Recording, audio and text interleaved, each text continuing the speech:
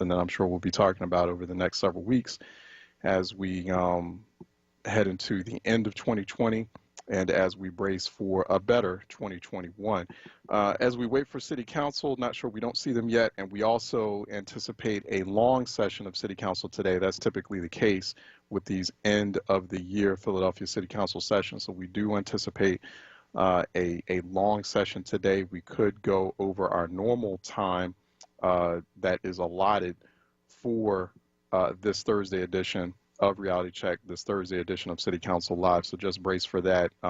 Perhaps there could be, as was the case last week, quite a few remarks during the public comment segment of City Council Live, or when people, definitely when they typically provide testimony, when they provide comments before the Philadelphia City Council, we don't know. So we don't know what to anticipate. It could be a shortened and fairly swift City Council session. Business could go rather swiftly. We don't know, but typically, based on what we've been used to over the years listening in to Philadelphia City Council, watching Philadelphia City Council, we anticipate a long session and a fairly busy session. 215-634-8065. Let's just go ahead and open up the phone lines while we're waiting on them at the moment. We do expect them shortly, but we'll just go ahead and open up the phone lines too, just in case. 215-634-8065, toll free 866-361-0900 here on Reality Checks City Council Live. We are on City Council Live now. 215-634-8065. Give us your thoughts on some of the issues of the day, particularly if you are a Philadelphia resident or you are in the Philadelphia diaspora and you're concerned about what's happening in your hometown. But, talk to us about what you've been hearing from council, which you would like for council to talk about, or reactions to issues that the Philadelphia City Council has been addressing, and there are quite a number of them. Excuse me. 215-634-8065, toll free 866-361-0900. You're also watching us on WURD TV. If you are watching us on WURD TV, you see Philadelphia City Council chambers in the background here to the back of me. And as you note, it is empty. Yes, Philadelphia City Council chambers physically is empty. So Philadelphia City Council is meeting virtually by Microsoft Teams. And so they've been able to pull that off for much of the year of this year, 2020. A few technical glitches here and there. Every now and then we get some sound quality issues, but for the most part, they've pulled it off, meeting via Microsoft Teams, and they've been able to conduct just basic official business virtually. 215-634-8065, toll free. It is 866-361-0900. Feel free to leave comments. I would encourage people to also leave comments in the Facebook live stream there where you're watching us on WURD TV. Facebook.com/4word, and you can also leave comments if you're not on Facebook, you don't prefer Facebook. Actually, there is now another, it's trending right now, #delete Facebook. So there's quite a few people out there having, once again, more issues with Facebook.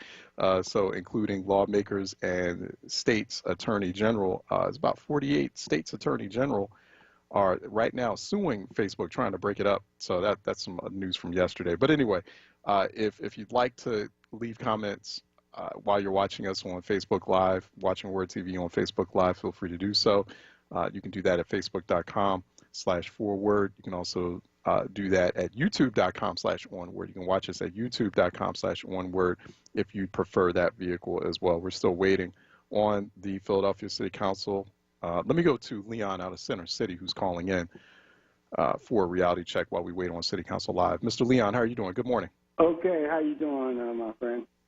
I'm doing all right, sir. Thank you. Okay. Thanks for listening. So, I ran for district attorney of Philadelphia in 1997, and again in 2001, both times against Lynn Abraham. I remember that. Yeah. I have some criticism of the DA's office presently, even though I think that Mr. Krasner has done a great job dealing with the reform of the justice system. I think with reducing the population, the jail population, and resolving a lot of crimes that shouldn't be in the system, outside of the system. I would give him probably a B minus. B minus, okay. However, when I ran for DA, I had that as what he's doing as part of my platform. The other part was actually making the streets safer. I think the DA's job is also to make the streets safer, which I don't think he has accomplished. Obviously, with the murder rate in the city, with the clearance rate, all of these multiple shootings, shooting of children, shooting of women, that's unacceptable. And the black community ought to rise up and, thank Krasner for the good that he did. But if Krasner can't solve the crime problem in the streets, the shootings, then we should look for another DA next year. Wow. Wow. That's okay. And now, okay, the DA may counter, or some folks who are supporters of the DA may counter, well, you know what, that's not the totality of his job, Mr. Leon. He may say, or folks who support him may say, and I've had this conversation with him, and he always suggests that, well, you know what, the Philadelphia Police Department has to step up, and they have to solve homicides. The homicide closure rate is not good, and they have to be a lot more aggressive in partnering with us or in making sure that these cases are aggressively adjudicated. So what would you say? Well, first, most people don't know that the Philadelphia police officer cannot charge you with a crime. Charging with crime, that's the domain of the DA. The police gives a fact sheet, put together a fact sheet whenever they get on a 911 call or whatever, and they fax the facts over to the DA. The DA says either book them or not. Let them go. Secondly, I think each office, if it's law enforcement, they have a duty, whether it's the police or the DA, the sheriff, or even the city council. We all have a duty to protect the citizens. And when you have kids getting gunned down in the streets like this, somebody is not doing their job. Now, I'm not saying it's all one person or one officer's responsibility. Yeah. I'm saying that we as a community ought to demand great efforts from every office to end the crime in our community. And I think the DA is the linchpin of the, let's say, protection system in the community. That's another thing. Yeah. The reason why there's so much, crime that's not going unsolved, because we don't have a witness protection program. Witnesses are not going to step up when some murderer is waiting for them in their community at night, and the DA is going to be nowhere around. People are not going to step up and challenge murderers and put their children's lives on the line. So we need a DA who can organize the community against crime, and the community needs to step up. But the DA has to be the leader. We need to be able to walk outside of our doors and see Joe, assistant DA, walking down the street. Right. Right. We need let me ask you this, Mr. Leon. I think what you're saying is really key here. It's really important. That was the worry or the concern that I had prior to Mr. Krasner's election, and I've talked with him about that on occasion when we have him on the program. I appreciate when he shows up frequently here on Reality Check, and we appreciate that. But I knew that this conversation was going to, at some point, it would start to reach a fevered pitch. Because I think that I do commend him for the focus on, just like you, I commend him for the focus on criminal justice reform and keeping people, keeping people out of jail that, or trying not to overstress the criminal legal system, or keeping people who shouldn't be in jail in the first place out of that pipeline or out of that system. Trying to bring some balance to it. I do appreciate that, right? We all do appreciate that. But do you feel like, Mr. Leon, like there's been so much emphasis on the criminal justice reform aspect of what a DA, of what a prosecutor does, that focus has been at the expense of like really aggressively tackling this violent crime wave, because there has to be a full, complete, holistic, collaborative effort here between the DA, the police, the elected officials, the community groups. Everyone has to be tackling. And then there's been so much conversation about we need to reform the police, which we do need to do.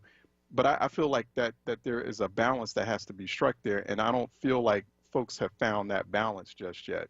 And so as a result, we've got like no real solution, no real plan to tackle or address this violent crime rate. Do you feel like that?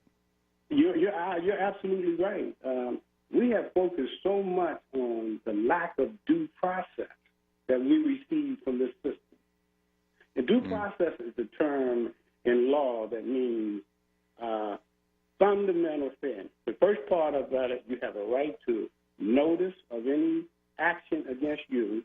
You have a right to testify and to attend, and you have a right to fundamental basic fairness. That's due process. And we have been denied that so long that we have forgotten there's another side to this. The system is the enemy sometimes of the suspect. But the suspect is the enemy sometimes of the people in the street and the children. We need both. We need due process in our courts, and we need people in jail that are running around gunning down children in our community and women and men. Yeah. We need both. Yeah, we do.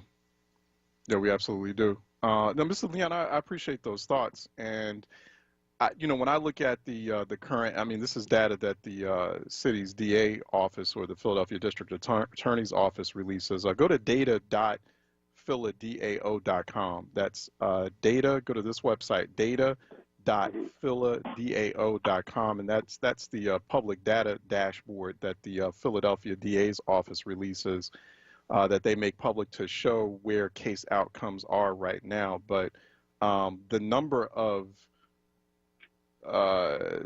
dismissals or withdrawals, let's go to violent cases for violent offenses. Let's look at that. But the number of cases that have been dismissed or withdrawn have actually increased since 2017. When you look at that data right now, so we look at 2016, there were 49% dismissals or withdrawals of violent cases or of cases involving violent offenders. Council is on. Sorry, Mr. Leon, I have to let you go. Philadelphia City Council is on. Let's go to that right now.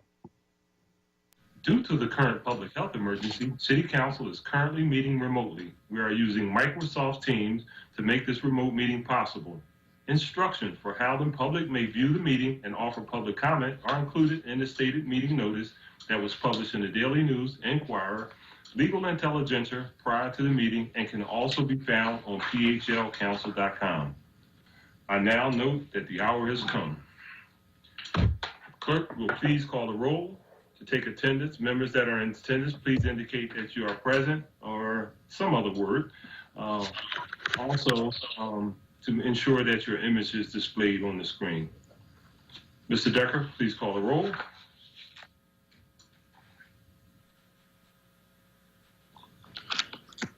Councilwoman Bass. Good morning, Council President and colleagues. Looking forward to today's session. Thank you. Good morning. Good morning. Councilwoman Brooks. Good morning. Good morning. Councilman Dom. Morning, Council President and colleagues and the listening public. Good morning. Councilwoman Gauthier. Good morning, Council President. Good morning, colleagues. Good morning to the public present. Good morning. Councilwoman Gilmore Richardson, Good morning, Council President. Good morning, colleagues, and good morning, Philadelphia. Morning. Councilman Green, Good morning, Council President. Good morning, colleagues. Good morning to the viewing and listening public. Good morning. Councilwoman Jim, Everybody. Good morning. Councilman Heenan, Good morning, Council President, and good morning, colleagues. Good morning. Councilman Johnson, Good morning, Council President. Good morning, colleague. Seeking justice for Sadiq Clark Harrison. Good morning. Councilman Jones, Good morning, Mr. President, colleagues, Philadelphia. Good morning. Morning. Councilman O, Good morning, Council President. Good morning, colleagues. Morning. Councilman O'Neill, Good morning, everyone. Good morning. Councilwoman Parker, Present. Good morning, Mr. President and colleagues. Good morning. Councilwoman Quinones Sanchez, Good morning, good morning, good morning. Morning. Councilman Squilla, Good morning, Council President and colleagues. I'm present. Good morning. Councilman Thomas, Good morning, Council President. Good morning, colleagues. Good morning to the listening public. Good morning. Council President Clark. And good morning, everyone. I want to thank you. A quorum of the council is present, and we will now come to order. Despite the great need, there will be no invocation today. We will, however, observe a very brief moment of silent prayer for our city, its leaders, and its citizens during the current public health crisis. Can we now observe a brief moment of silence?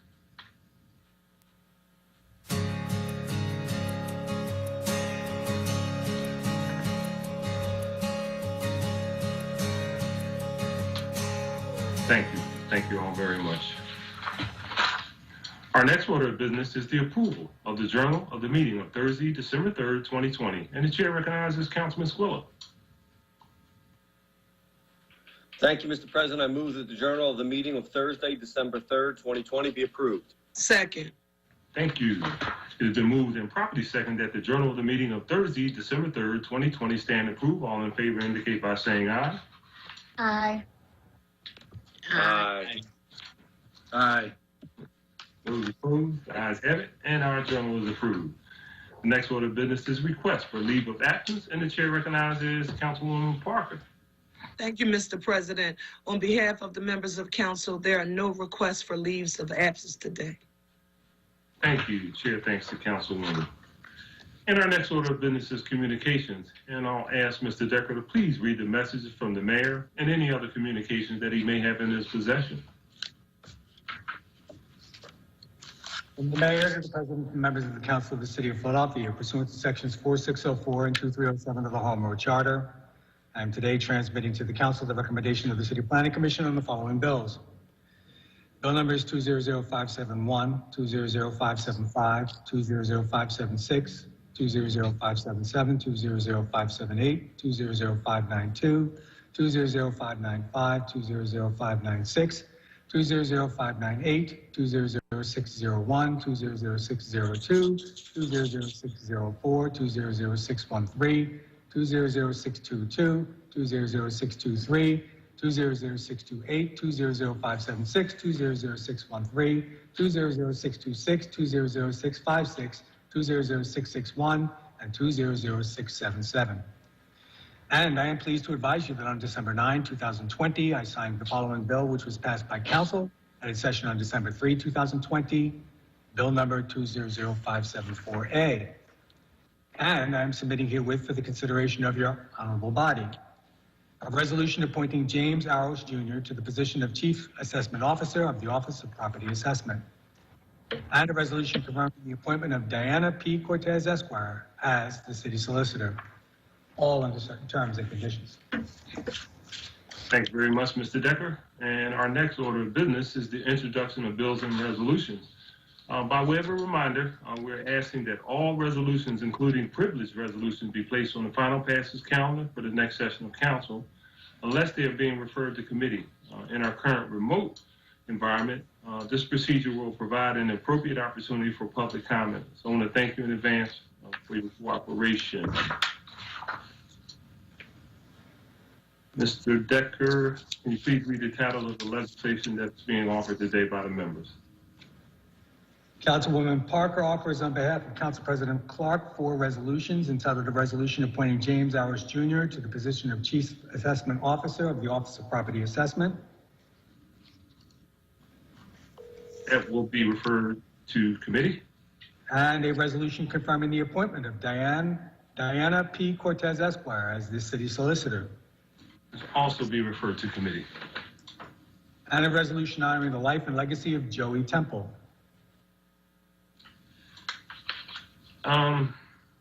Not supposed to ask for this. Given the time frame of the council and us coming back and the unfortunate, untimely death of Mr. Temple, can I ask Majority Leader to ask for a suspension of the rules to allow that to be on today's calendar? Yes, Mr. President, I ask for a suspension of the rules to allow the resolution honoring the life and legacy of Joey Temple to be placed on today's calendar. Second. It's been moved and probably second. All those in favor say aye. Aye. Aye. Aye.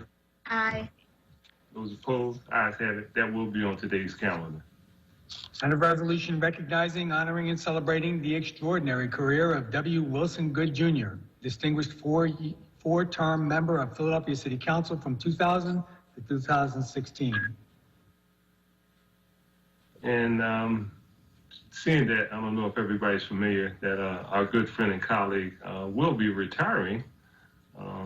Never thought he was old enough to do that. I'm going to ask the Majority Leader if we can ask that can also be rule suspension so he can receive his honor while he is still a member of the City Council team. Thank you, Mr. President. I ask that we suspend the rules for immediate consideration of the resolution honoring the service of former Councilman Wilson Good Jr. Thank you. Second. Yep. Thank you. It's been moved and probably second. All those in favor indicate by saying aye. Aye. Aye. Aye. Those opposed, ayes have it. And that will be placed on today's calendar. I anticipate a call from a good friend because he had no idea we were going to do this today. So.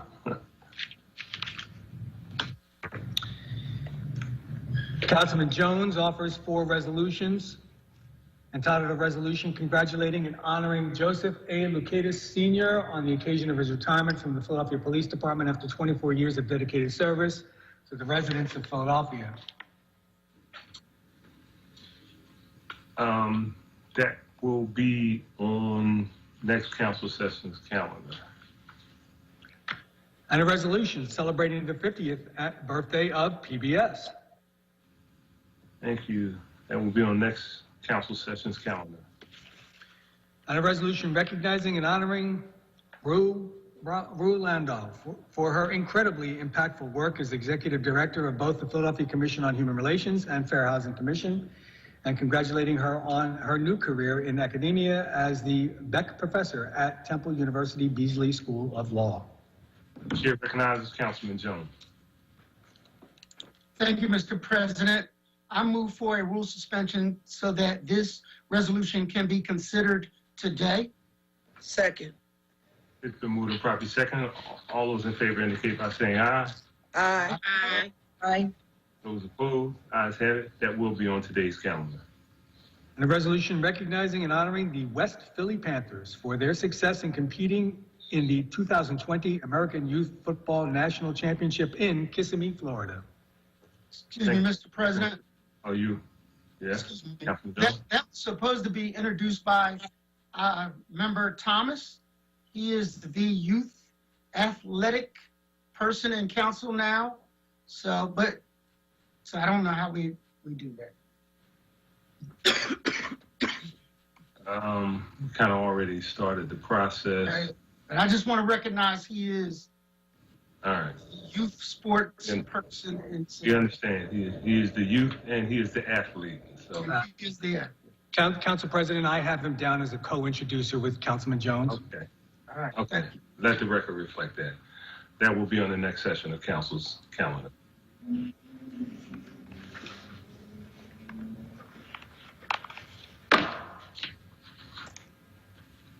Councilwoman Quinones Sanchez offers 4 bills and 1 resolution entitled an ordinance amending Chapter 122700 of the Philadelphia Code entitled Permit Parking Districts by amending the boundaries for certain permit parking districts and by establishing a new permit parking district.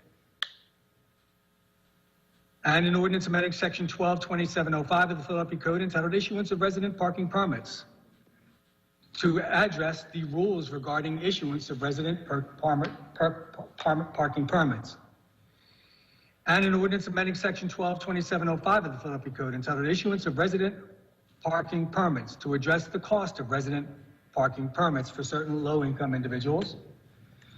And an ordinance to amend the Philadelphia zoning maps by changing the zoning designations of certain areas of land located within an area bounded by Lehigh Avenue, Frankfurt Avenue, Master Street, and 6th Street. Those 4 bills just read by the chief clerk will be referred to the appropriate committees.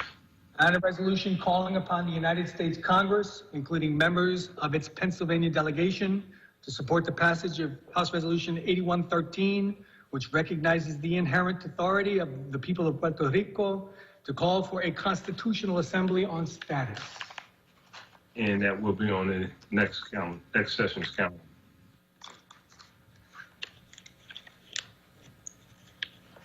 Councilwoman Brooks offers 1 bill entitled an ordinance amending Chapter 94100 of the Philadelphia Code entitled Promoting Healthy Families and Workplaces to revise provisions concerning leave time for public health emergencies and make technical changes. That will be referred to committee. Councilman Dom offers 1 resolution recognizing and honoring Drew Weissman, MD, PhD, and Catalin Carrico, PhD, for their visionary discoveries at the University of Pennsylvania, leading to development of the messenger ribonucleic acid technology, which is the foundation of leading COVID-19 vaccine candidates. Chair recognizes Councilman Don. Thank you, Council President. I just want to thank everyone for the support of this resolution. I think it's really important that we highlight the work that was done by our University of Penn partners.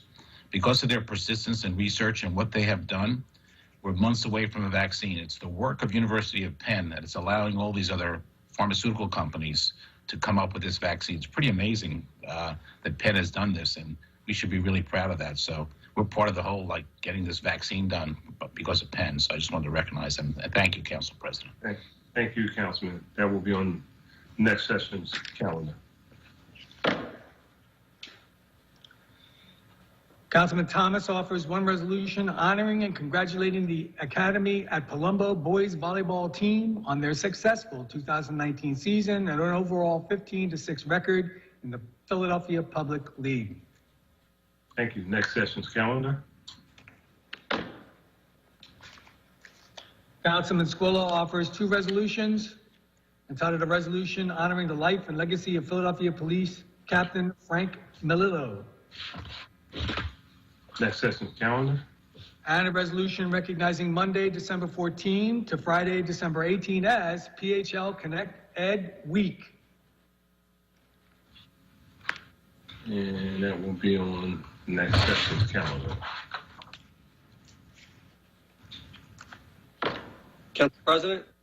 Yeah, Councilman Squilla? Yes, Philadelphia Connected. Next week is the big week for how we're going through to let people know some of the changes in PHL Connected. And so if possible to suspend the rule to have that heard this week. Okay, yeah, I was kind of delaying it. I thought you may want to do that. Yeah, can this make a formal request for suspension of the rules? Thank you, Mr. President. I make a request to suspend the rules to have this resolution heard at this council session. Can we get a second? Second. Thank you. All those in favor indicate by saying aye. Aye. Aye. Aye. Aye. Those opposed, ayes have it, and that will be on this week's calendar. Councilman O offers a resolution recognizing and honoring legendary jazz host Bob Perkins for his accomplishments and contributions to radio and print media in Philadelphia. Thank you. That will be on next session's calendar. There are no other bills or resolutions being offered by the members, Mr. President. Thank you very much, Mr. Decker. There are actually no reports from committee today. So our next order of business is consideration of the calendar. There being no bills on the first reading calendar, the chair recognizes Councilwoman Parker for a motion concerning the resolutions on the final passage calendar. Thank you, Mr. President. I move that the rules of council be suspended to permit the use of a consent agenda to consider the following resolutions on the final passage calendar. They are resolutions numbers 200679, 200680, 200682, 200684, 200685, 200686, 200689, 200691, 200692, 200693, 200694, 200695, 200696, 200697, 200700, 200701, 200702, 200703, 200704, and 200705. Can I get a second? Second. Been moved and probably second that the rules of council be suspended to permit the use of a consent agenda. Consider the resolutions just read by Councilwoman Parker. All in favor indicate by saying aye. Aye. Aye. Those opposed, ayes have it. The motion carries, and we will consider the resolution consent agenda shortly. Chair now recognizes Councilwoman Parker for a motion concerning the bills on the second reading and final passage calendar. Thank you, Mr. President. I move that the rules of council be suspended to permit the use of a consent agenda to consider the following bills on the second reading and final passage calendars. They are numbers 200389, 200516, 200571, 200576, 200577, 200592, 200601, 200602, 200624, 200413, 200541, 200614, 200619, 200085, 200086, 200257, 200542, 200543, 200575, 200578, 200595, 200596, 200597, 200598, 200626, 200657, 200659, 200660, 200661, 200663, and 200616. Second. Thank you. It's been moved and probably second that the rules of council be suspended to permit the use of a consent agenda to consider the bills just read by Councilwoman Parker. All in favor, please indicate by saying aye. Aye. Aye. Aye. Those opposed, ayes have it.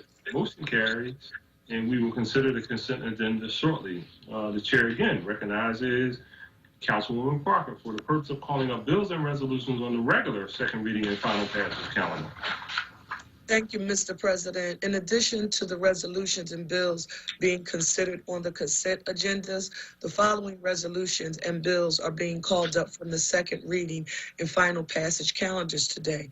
They are numbers 200491AA, 200683, 200698, 200588A, 200589A, 200590A, 200653, 200556, 200366, 200613, 200654, 200573, 200620, 200621, 200622, 200623, 200557, 200559, 200563, 200479, and 200593. All other bills and resolutions are being held, Mr. President. Thank you, Councilwoman. Before we proceed with the consideration of the public comment, we'll take a brief moment, recess to give our technology professionals some time to connect the speakers we have for today's meeting. Take a brief break.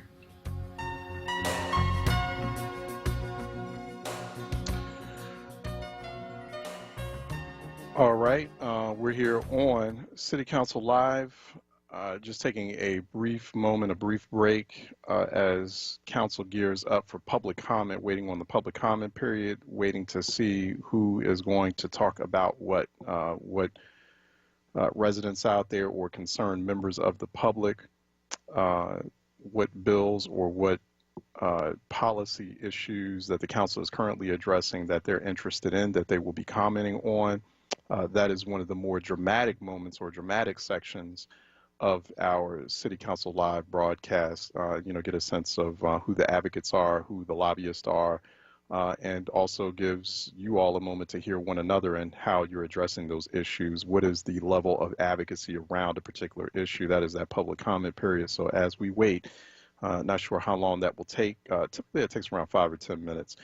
Maybe we have a moment here. I'll just open up the phone lines just to see if anybody does want, if there's a person or two that wants to call in and just give any reaction to what they just heard here on Philadelphia City Council Live. 215-634-8065, toll free 866-361-0900, 215-634-8065, toll free 866-361-0900. I was just about to say to Mr. Leon out of Center City, who was talking about the Philadelphia District Attorney and basically saying that, and we've said this before, we talked about this before, and it was predictable that this conversation would at some point come up again, particularly when you're looking at the high violent crime rates that are plaguing the city and that are just hurting and killing a lot of people. We have 465 murders in Philadelphia thus far as of last count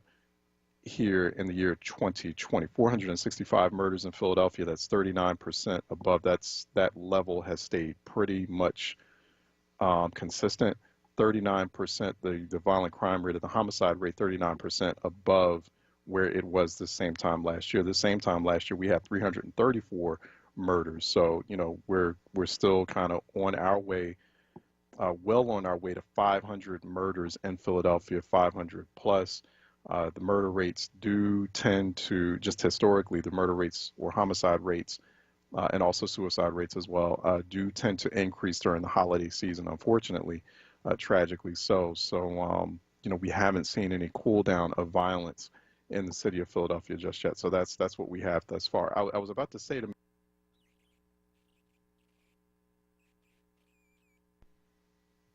Sorry about that. I noticed we had like something, well, it went away. It sounded like there was some quick technical issue there or something. I don't know if you heard it, but I heard it in my earphones. I don't know if you heard it, Troy, but anyway, it went away.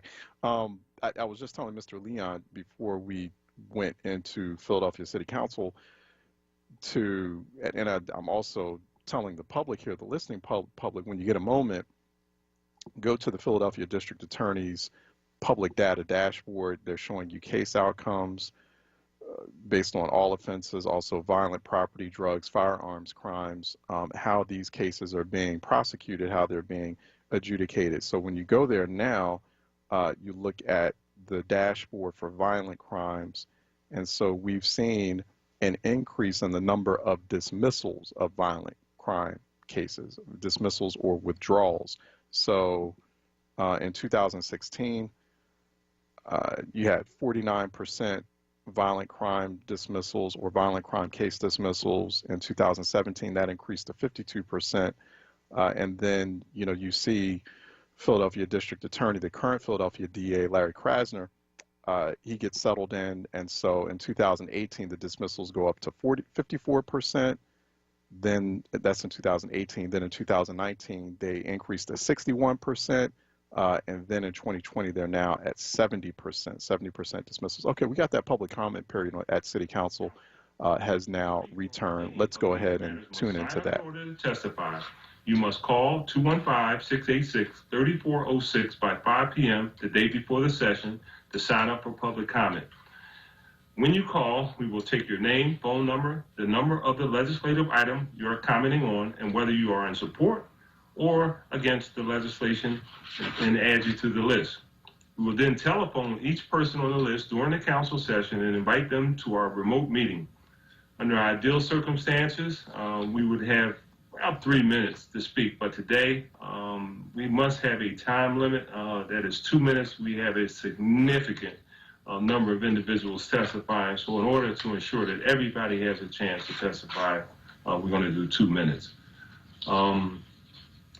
I want to be fair, so I tend to hold faithfully to the established time limit, and once invited to the meeting and asked to begin your testimony, a timer will be started.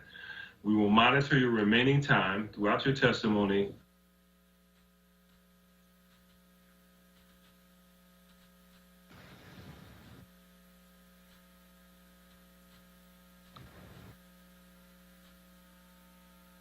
Hello?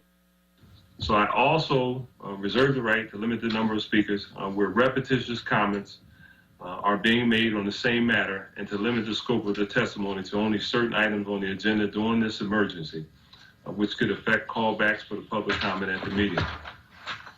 So please be aware, this is a public meeting and it's being recorded. So because the meeting is public, participants and viewers have no reasonable expectation of privacy.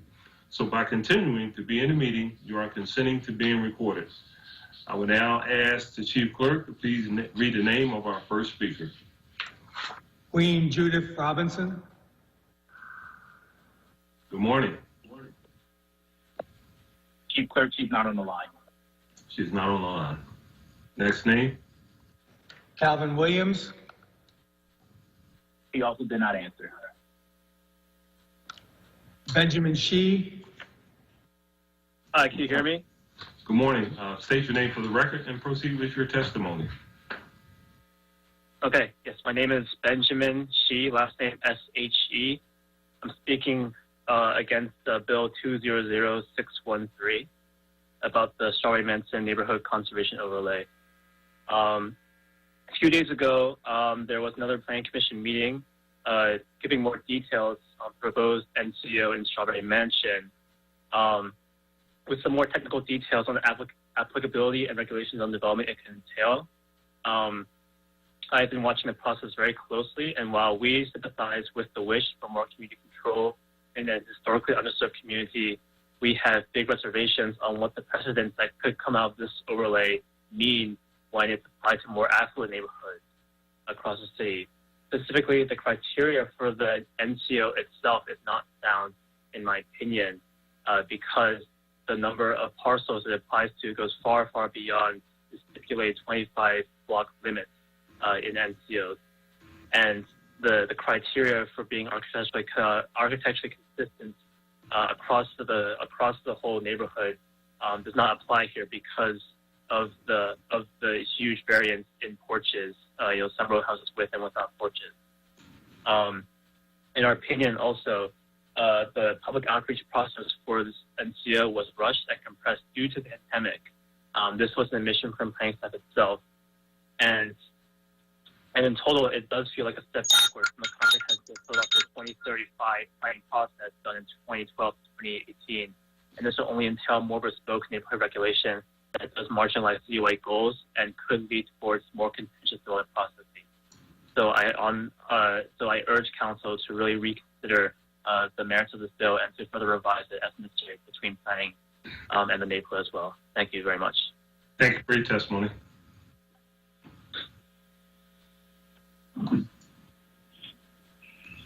Diane Davis? Yes, I'm here. Good morning. State your name for the record and proceed with your testimony, please. Good morning. My name is Diane Davis. I'm the president of the Story Mansion Nax Neighborhood Subcommittee. And I'm here today asking your support of the Strawberry Mansion NCO Bill 200613. With the outstanding assistance of staff from Councilman Clark's office and the Planning Commission, our coalition was able to put this overlay together. As I understand it, the overall goal of the Conservation District is to make sure that a neighborhood keeps its visual character, and that is what we are trying to accomplish.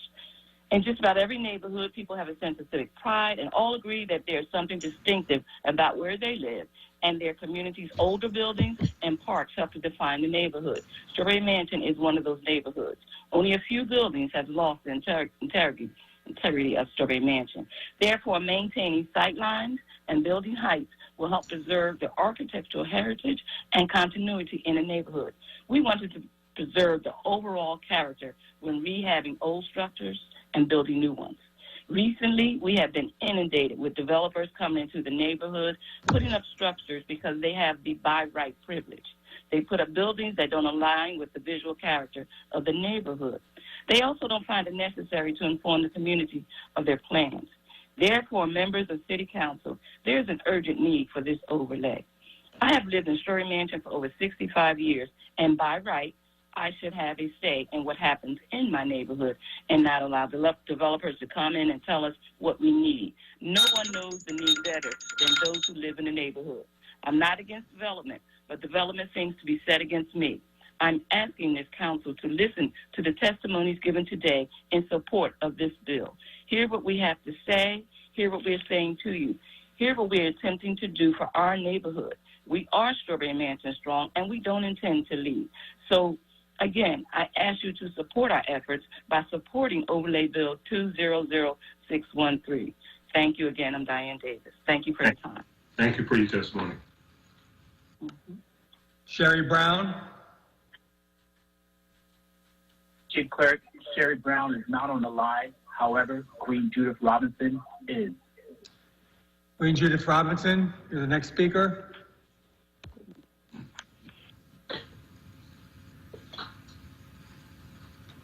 Morning. Judith Robinson here. Good morning. Testifying on Bill 200613. Do we, as the citizens of Strawberry Mansion, have a right to request an overlay? Yes, we do. Yes, we do. But with every right comes responsibility. Just to say this, these developers were invited to our community.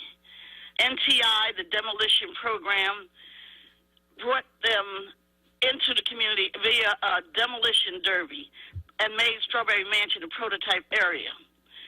In addition, in North Philadelphia, Bill 150409 used PHA to use eminent domain to take black people's property as the property value is increasing.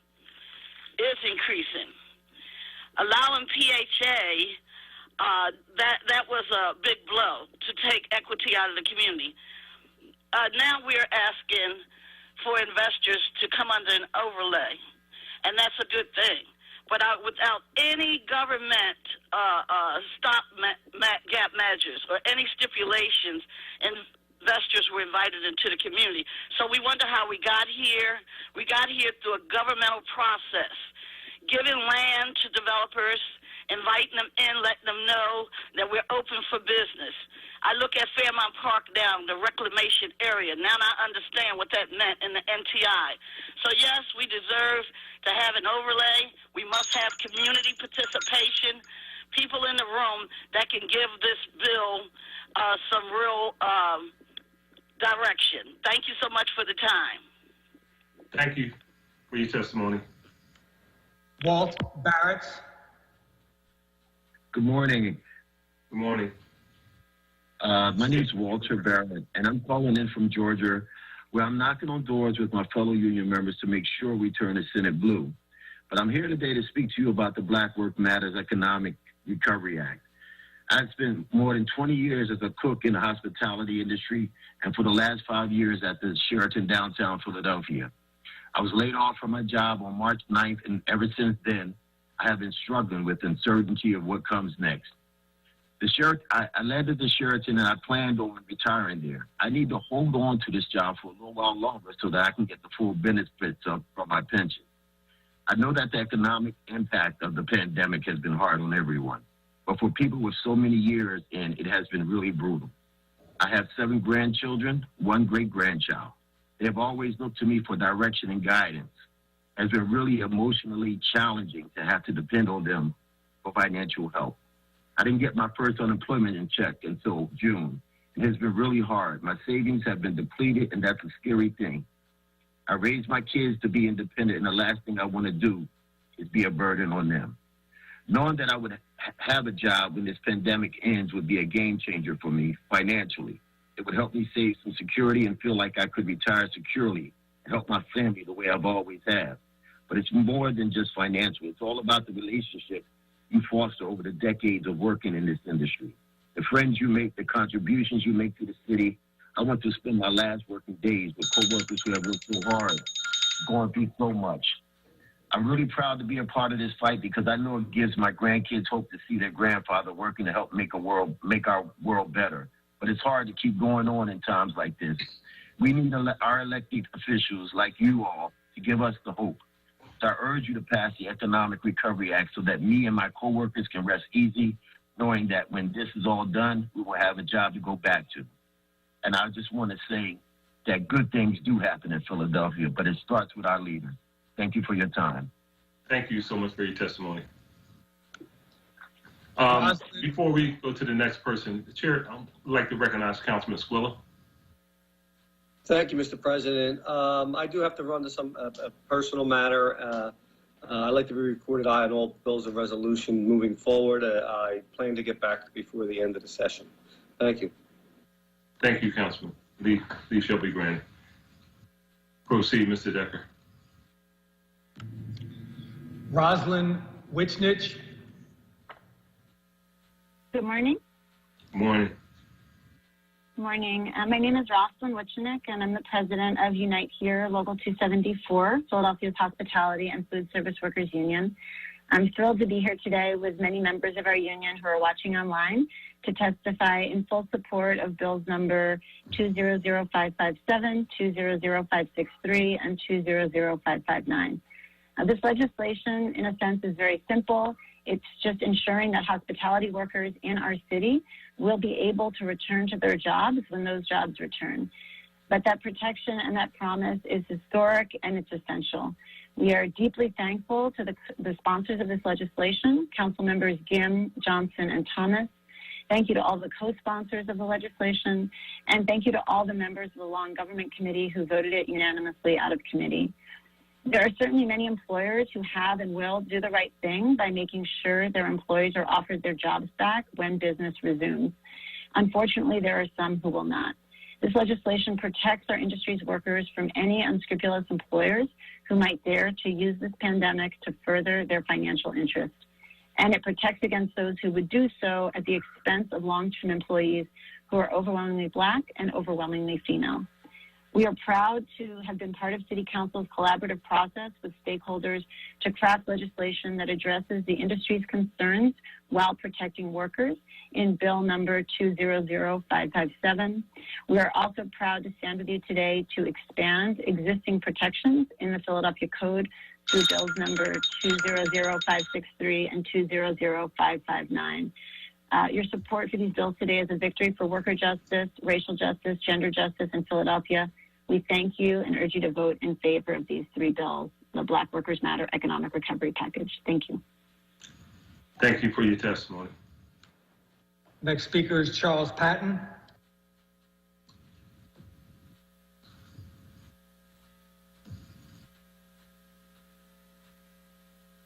WURD Radio, 96.1 FM and I've worked and 900 AM. Good morning. WURD, Can you hear Philadelphia. me?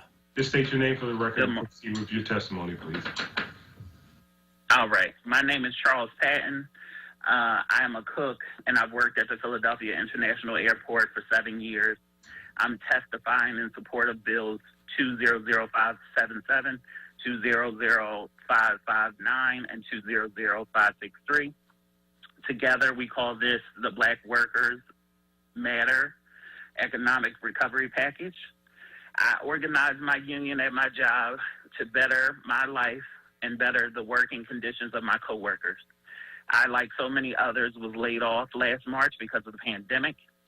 I think that everybody in my position should have the right to return to their job, no matter how long it takes, because nobody lost their job because of something they did. At the airport, we worked hard to make these jobs good enough to support our families on. And I want to make sure everybody has a right to go back to those jobs and when the economy recovers. I don't know how long that's going to take.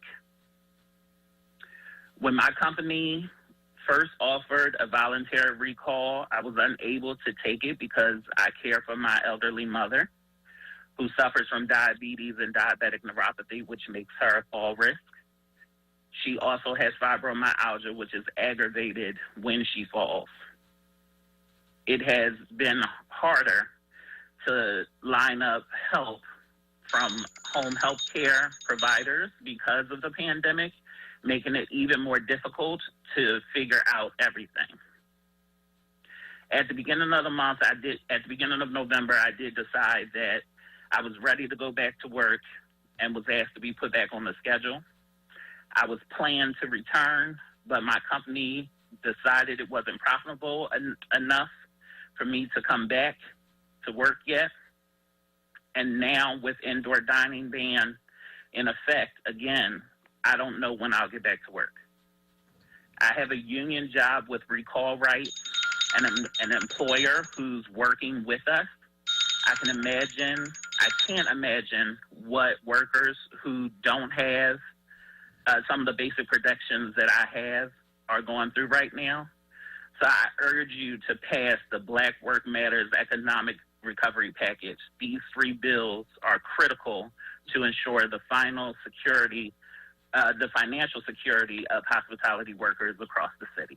Thank you. Thank you for your testimony. I'd like to recognize Councilman Squilla one more time. Yes, thank you, Mr. President. I'd like to be recorded as voting aye on all bills and resolutions. Thank you. Just want to request a leave of that. You're going to be leave of absence. Request a leave of absence and to be recorded aye as all bills and resolutions. Thank you. Leave shall be granted. Thank you, Council. Thank you.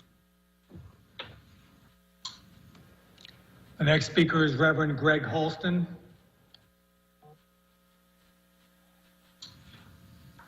Chief Clerk, Reverend Holston is not on the line. Next speaker is Kadeen Grant. Hi, hello. Good morning. Just state your name for the record and proceed with your testimony, please. Thank you.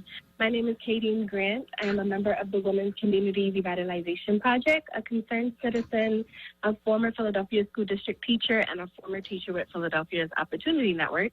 I'm here to speak on the importance of passing the Impact Tax Bill 200556.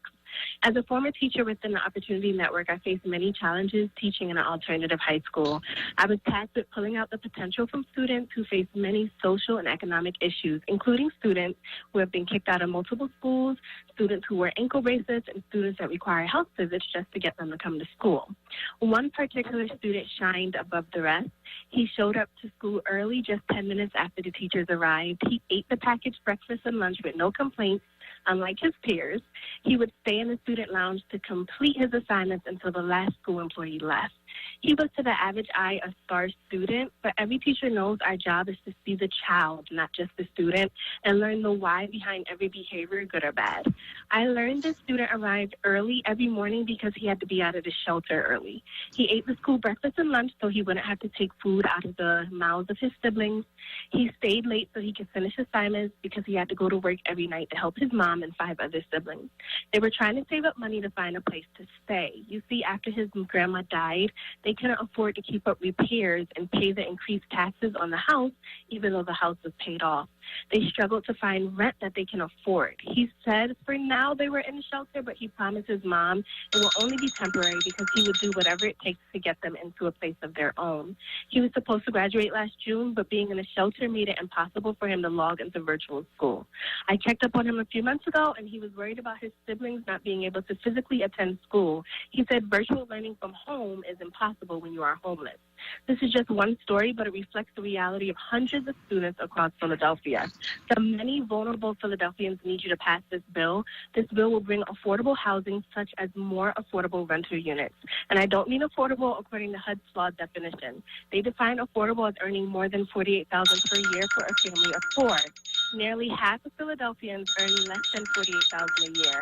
I mean affordable so that a mother doesn't have to place her children in the shelter, where the younger children don't have a safe place for virtual learning while the oldest child works and can no longer go to physical school early every day. We want to thank City Council President Darrell Clark for introducing this legislation and hope that this body will vote to ensure truly affordable housing for all. Thank you. Thank you. Thank you for your testimony. The next speaker is Beth McConnell. Good morning, Council President. Good morning. My name is Beth McConnell. I'm the Policy Director at the Philadelphia Association of CDCs.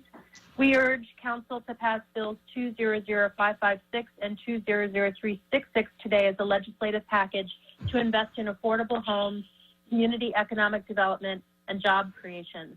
Philadelphia desperately needs action to stimulate economic activity to recover from the devastating impact of COVID on our local economy. That action also must be equitable and center recovery strategies on attacking the inequality that has led to people of color in Philadelphia being the hardest hit by shutdowns, job losses, and the health crisis of COVID. While some may tell you that the development impact tax will hurt economic activity, you must remember that the activities these funds will support will create economic activity for the people and places that have been hurt the most by COVID and its impacts. The work that CDCs across Philadelphia do on these activities and have done over the last 28 years has led to a $5.4 billion economic impact in Philadelphia, including an added $18 million every single year for our schools. This included building new affordable homes, repairing and preserving existing affordable homes, improving our neighborhood commercial corridors, and supporting small businesses. These investments build wealth and opportunity for neighborhood residents, again, particularly people of color that have too long been denied access to these critical opportunities. We continue to call on Council to dedicate at least a quarter of those funds to support our corridors and the other for affordable homes, create an advisory committee with community representation, and work with the building trades unions to bring down the cost of construction for projects funded with these and other public subsidies. We applaud Council for taking this bold move to support our communities during this unprecedented crisis. Nothing less than bold is necessary to create a more equitable Philadelphia. Thank you for the opportunity to testify. Thank you for your testimony. Dr. Cora Turpin. Hello. Good morning. Hello. State your name for the record. Proceed with your testimony. Yes, I am Dr. Cora M. Turpin. I'm a Northern Liberties resident, and I've been a committee person for many years. I am against your bills that you have, 200556 to 653. My disappointment is that these bills for $400 million have no provisions to protect the elderly who have stabilized these neighborhoods for decades. People too old for loans, but whose homes suffer most from neglect because of their financial inability as a result of inflation, increased medical costs, and the real estate taxes that this city requires. I understand that a tax freeze on the real estate are limited by the state. However, if you are taxing the developers for no taxes, then the same can be done for residents over 65 who have paid escalating taxes for decades. I have every confidence that our esteemed council will find ways through grants, subsidies, and the like that result in no increase in real estate taxes for people 65 and older regardless of income. I hope there is a common determination to do this, as so many of you are also aging and will find that however generous your salaries are, your purchasing ability during your retirement will continue to dwindle all the days of your lives. You will not be able to compete with the higher salaries of youthful workers, and will be, so you'll see the quality of your life eroded. Please do not pass these bills and generate other bills that ensure homeowners the stability for all ages of residents. Thank you, and I appreciate your attention. Thank you for your testimony, Ms. Turpin. Reverend Jerome Fordham. Good morning. Chief Clerk, he's not on the line. Okay. The next speaker is Zachary Lewis. Good morning. Good morning. Hello. Yeah, just state your name for the record and proceed with your testimony, please. Yes, my name is Zachary Lewis. Hello, everyone. I am Executive Director of Disabled in Action, a local grassroots advocacy group run and controlled by people with disabilities and allies. I'm a proud and motivated organizer with ADAPT, A-D-A-P-T, for just about 15 years or so. I'm also a consumer who receives home and community-based services through the Department of Health and Human Services, which allows me to live independently in the community. And thank God for that.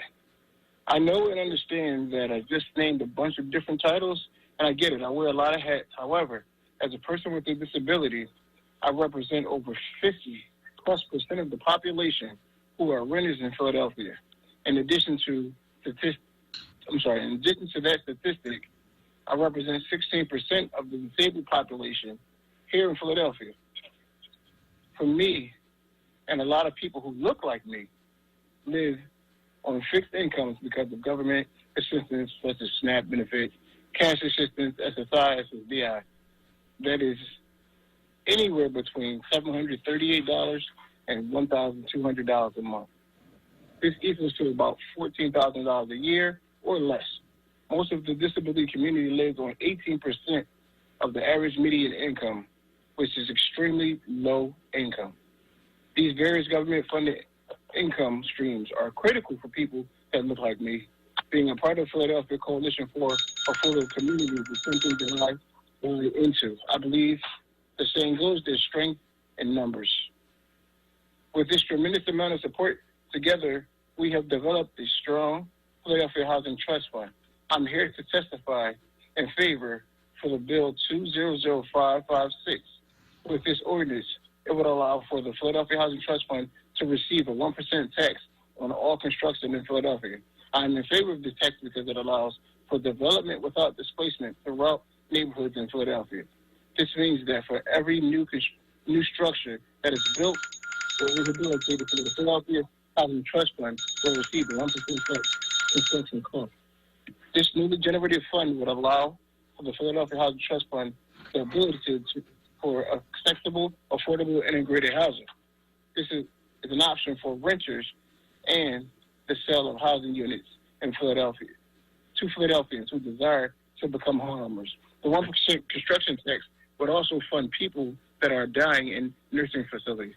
People that are in nursing facilities are lacking the resources needed to transition out into the community. These disabled people are in need of home modifications and accessible equipment that would allow them to gain their independence and live in the community. Mr. Lewis, yes. I'm gonna ask you to kind of wrap it up. Your time is gone. You could just wrap it up, please. I believe I was. This bill will basically allow access to gaining, that 1% tax to have accessible, affordable, integrated housing for people to transition out of nursing facilities. Thank you. Thank you for your testimony, sir. Appreciate you. The next speaker is Stephanie Biello. Chief Clerk, the next three callers are not on the line. However, we do have Reverend Holston. The next speaker is Reverend Greg Holston. Good morning, council members. Good morning. Again, my name is My name is Reverend Gregory Holston. I'm here as the Senior Advisor for the District Attorney on Policy and Advocacy, and I'm reading a statement from him. Good morning, Council members. I'm here today to stand in support of the Black Worker Banner Bill package 200557, 200559, and 200563. I stand with you not only because these bills are anti-poverty measures, but they're also gun violence prevention measures. The DAO believes the best way to fight crime is more jobs, economic opportunity, education, summer programs, building communities, and rec centers. We believe that the best gun violence prevention measures are measures that send tens of millions of dollars back to the community each year to build up the things that give youth hope and make them believe that they have a future. When you do those things over time, they don't pick up guns. They don't shoot each other. It's not a coincidence the highest levels of gun violence in our city are the poorest sections of Philadelphia. We are still the poorest big city in this country with nearly 400,000 people living in poverty and about 200,000 living in deep poverty. If we reduce poverty, we reduce gun violence. The efforts and the movement, The efforts and the movement for change have taken workers as little as $2.50 an hour and have increased their salaries as much as $15 to $20 an hour. It is during this COVID time that most of these workers have suffered great job loss. I applaud the sponsors, the council members Ginn, Johnson, Thomas, and co-sponsors Parker, Heenan, Jones, Gilmore, Richardson, Brooks, Gaultier, Keona Sanchez, and Clark on these bills and making preventive strike and telling these financial institutions, these hedge funds, you can't undermine our work here in the city of Philadelphia. I thank you for your determination to give hospitality workers hope, to give Black people hope, to give our communities hope by standing with these workers to fight crime through economic prosperity. Thank you so much. Thank you for your testimony. The next speaker is Dominique Howell. Well, I'll be coming right here. Hold on. Ms. Howe? Yes, I'm right here. This is Dominique Howell testifying on bill number 200-556. Hold on one second. I just had to go to the bathroom in the middle of everything. My name is Dominique Howell, and I am an independent living specialist at Liberty Resources, the leading center for independent living in Philadelphia. Liberty Resources is also a member of the Philadelphia Coalition for Affordable Communities. Liberty Resources has existed for nearly 4 decades and is run by people with disabilities. We advocate for people with disabilities to have equal and affordable and accessible housing in Philadelphia. We have been working on making the Housing Trust Fund one that meets our city needs for over 20 years. We live in a city where half of its residents are renters, where 16% of people are disabled, and many are on fixed incomes, making anywhere between $738 and $1,200 a month. This equals to $14,000 a year or less. As the population grows, they continue to be underserved. Our coalition and our members organizations continue to fight for affordable housing for this growing population. We support this bill because it would establish a $400 million bond to preserve and create affordable housing. Otherwise, we help consumers get out of the nursing home and get safely into the community. But our severe shortage of accessible housing. Okay, so I'm just asking you all today to understand that in support of this bill, it would provide accessible housing and affordable housing units for all Philadelphians that are underserved. Thank you very much. Thank you so much for your testimony. The next speaker is Brendan Lynch. Good morning. Good morning. Yes. Good morning, Chairman Clark, members of council. My name is Brendan Lynch. I'm an attorney with the Employment Unit at Community Legal Services. I'm testifying today to urge you to support Bill 200479 to amend the Fair Criminal Record Screening Standards Ordinance. In my work, in my colleagues' work, we've seen the need for improvements to the law. And this bill, this amendment would make two important changes. Number one, it would expand the law from covering only job applicants to covering current employees. There are many, many situations where people come to us because they've been thrown out of a job that they had already shown they had the ability to do because a new background check was done after they had started the job. The current text of the ordinance does not cover them, but with this amendment, it would cover people in that situation, and they would, as they ought to would receive the same protections as people applying initially to get a job. The bill would also expand the law to cover independent contractors and gig workers. This is a huge and growing sector of the economy for our fellow Philadelphians. And many people are finding that they are being excluded from these jobs due to their records, including old or minor records. The Ban the Box ordinance, as the ordinance is known, has always served to try to weed out some very common forms of bias. First of all, the results of the criminal justice system are not neutral. They disproportionately affect, in particular, Black and the EEOC's characterization is Hispanic workers. And there is also, of course, a long-standing tendency of employers to assume that someone who has a conviction, once convicted, is always permanently more of a risk to commit a crime in the future than other people. In fact, repeated studies have shown that that is not true, that after a number of years without an arrest, people are more likely to commit a crime than any other person off the street.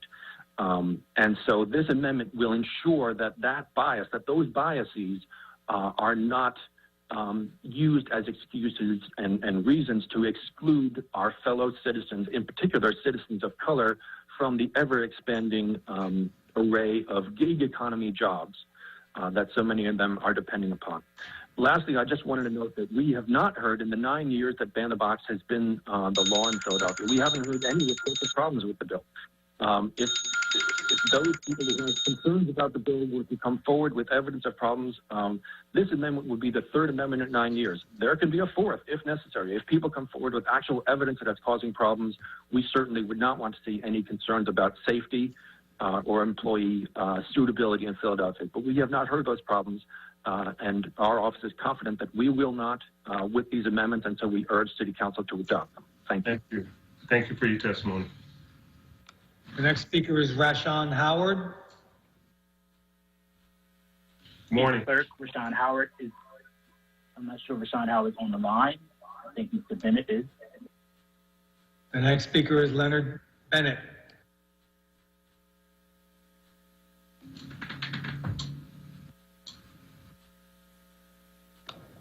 Leonard Bennett. On behalf of Mr. Bennett? On behalf of, can you hear me? We hear you now. Yes, proceed. Just state your name for the record and proceed with your testimony. I am Leonard Bennett, the Pennsylvania State Director of Phi Beta Sigma Fraternity Incorporated. On behalf of the International President Michael Crystal and the Eastern Regional Director J.R. Reeves, I would like to thank City Council for considering this resolution. I appreciate the actions of Council Members Hoover, Catherine Gilmore Richardson, Derek Green, Sherelle Parker, and Kenyatta Johnson for this resolution, recognizing and honoring and congratulating Phi Beta Sigma Fraternity Incorporated on its 107th Founders Day. Phi Beta Sigma Fraternity was founded at Howard University on January 9, 1914 by Honorable A. Langston Teller, Leonard F. Morse, and Charles I. Brown. This means Phi Beta Sigma, just as our sister organization Zeta Phi Beta had a Philadelphian as one of its founding members. Founder Charles I. Brown lived and worked in the Philadelphia area until his death in 1981. Our motto of Culture for Service, Service for Humanity, was expressed by members that you might know as Father George Washington Carver, A. Philip Randolph, John Lewis, P. Newton, co-founder of the Black Panther Party, James fellow Central High Alan Leroy La, the first African-American Rhodes Scholar, and currently Reverend Waller of Enon Tabernacle, State Representative Jordan Harris, Judge Virgil Walker from Montgomery County, the Philadelphia members of Pennsylvania, University, from Pennsylvania University, from Pittsburgh, Temple. On behalf, we thank you for considering this resolution of honor our Founders Day. Thank you very much. Thank you for your testimony. Next speaker is Victoria Fernandez. Yes. Good morning. Just state your name for the record. Proceed with your testimony, please. My name is Victoria Fernandez. I'm calling about Bill 0200366, the abatement bill. Council should vote no on this bill. This bill is destroying the city and losing. Yes, I'm here. Victoria Fernandez. I'm calling about Bill 200366, the abatement bill. Go ahead. All vote no. To vote all no on this bill. This bill is costing the city millions of dollars. The only people who should have an abatement is who own their homes and have stayed in the neighborhoods for 20, 30 years.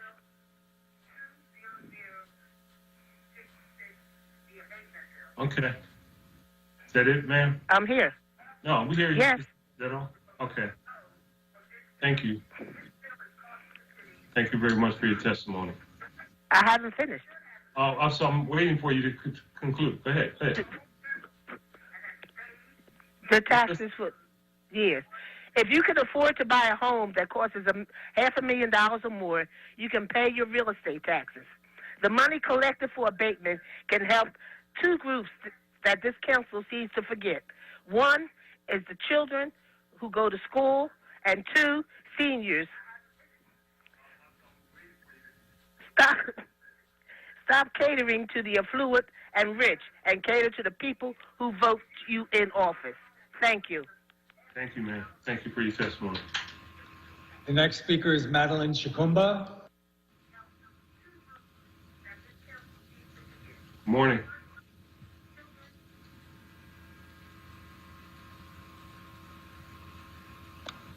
Madeline Shakumba.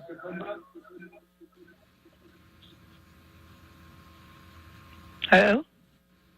Yes. State your name for the record and proceed with your testimony. This is Madeline Shakumba. I'm representing North of Washington Avenue, and I'm talking about bill number 200366, an abatement bill. Okay, can I finish? Yes. Can I go on? Go ahead. Okay. I want the people of Philadelphia to remember these names. These are the city council people who are supporting this bill and are against the full funding of our education for our children. Councilman Clark, Heenan, Guerrero Bass, Bass, Kenneth Sanchez, Parker, O, Johnson, Jones, and Councilman O. They voted in committee hearing to continue the gentrification of our neighborhood, the continued underfunding of our school, the de-education of our children. Today, they lumped all the bills together, forcing members to assent to approval, even though many in committee have expressed opposition to this bill. Stop abatements and restore full education funding to our schools. We beg City Council not to pass 200366, and if it is passed, we beg the mayor to veto it. Stop destroying our children's mental development. Provide good education, decent building. Yes, I'm on the phone. And teachers to our children. Our children are entitled to this. Hello? And stop abatement and full funding of education. This is predominantly composed of people of color for the past 20 years who have supported abatement and underfunding children, the education of children who are predominantly children of color. We beg the city to support our children and the people of this city who are